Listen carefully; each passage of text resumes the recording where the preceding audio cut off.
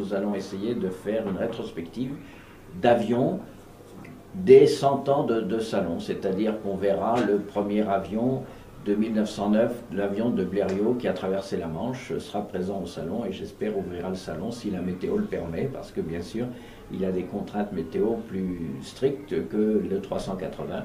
Mais enfin, de voir le Blériot 11 et le 380 voler l'un derrière l'autre, je pense que ça sera un fait qui va marquer le fossé, l'avancée technologique de l'aéronautique en 100 ans.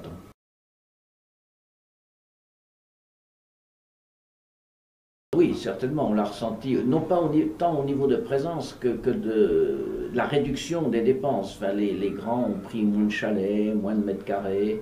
Je pense que les dépenses peut-être de réception seront aussi plus faibles. Mais tout ça a été compensé par une présence plus forte et une demande plus forte des PME. Et puis aussi, nous avons des nouveaux pays qui sont inscrits. Cette année, nous avons 48 nations qui sont représentées au Salon du Bourget. Ce qui me fait dire, sans forfanterie, que ça reste quand même le plus grand salon du monde dans le domaine de l'aéronautique. Alors, le salon côté pratico-pratique, pour le public qui viendra, ce sera pour quel jour?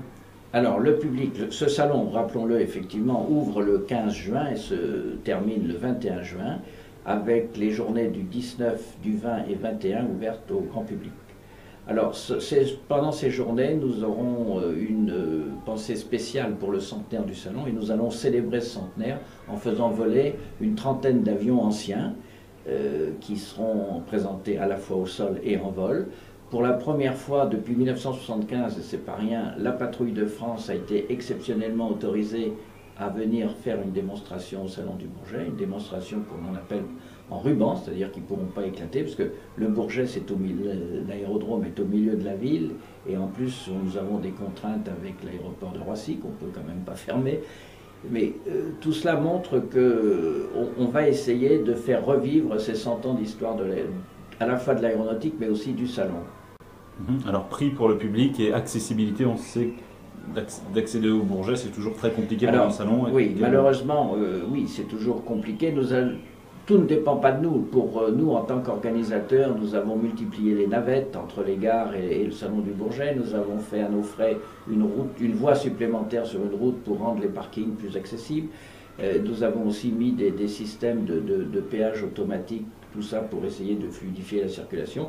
Malheureusement, le Bourget, ce jour-là, enfin les jours de grande exposition, il est toujours difficile d'y aller en voiture et même en transport en commun, parce que vous le savez, il n'y a pas encore de gare, ni de métro, ni de RER qui arrive au Salon du Bourget. Mais c'est annoncé pour le Grand Paris. Donc je pense que d'ici quelques années, il sera possible de venir au Salon du Bourget sans rupture, directement par les transports en commun. Qu'est-ce que vous conseillez au public qui souhaite se rendre sur le salon? Je crois que le mieux, c'est quand même de venir en transport en commun et d'utiliser les navettes qui seront disponibles à la fois aux gares RER et au métro pour venir au Salon du Bourget, parce que nous faisons tout avec la préfecture de police pour fluidifier la marche de ces navettes. Donc je crois que le conseil, c'est quand même de venir par les transports en commun.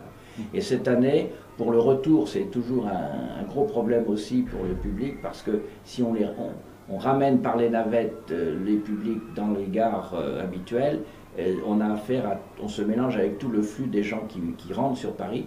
Donc là, cette année, nous avons obtenu un tarif identique pour la gare de Villepinte, tarif identique à celle du Bourget, la même tarification. Donc nous pourrons, par les navettes, acheminer directement les gens sur la gare de Villepinte, qui est au nord, et là qui serait à contre-courant, et donc ça devrait permettre quand même une bien plus grande fluidité, donc plus de facilité pour le public. Alors c'est la crise pour tout le monde. Est-ce que le ticket d'entrée pour le public est moins élevé cette année? Non, mais il n'a pas augmenté, mais il n'est pas moins élevé, effectivement. Le ticket d'entrée est à 10 €, et je crois que le spectacle qui va être offert vaut ces 10 €. Franchement, je crois que c'est tout à fait intéressant.